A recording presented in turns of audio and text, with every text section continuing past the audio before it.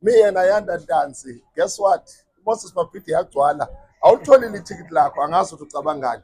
Kodwa namhlanje we are so blessed to have him here with us. It's not just a campaign for ECC. All churches in KwaZulu-Natal, you are invited. Wozani nonke nizohlangana nathi Ayanda. Bishop. Siyabingelela kakhulu, sibingelela everyone is watching. Sithe angeke kuze kube into successful singaqala nge-ECC. ECC has to be a part of it.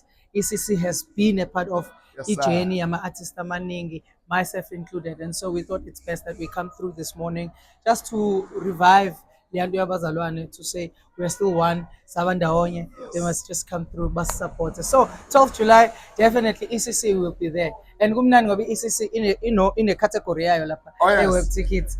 So mabethenga bazothenga ngoba ECC.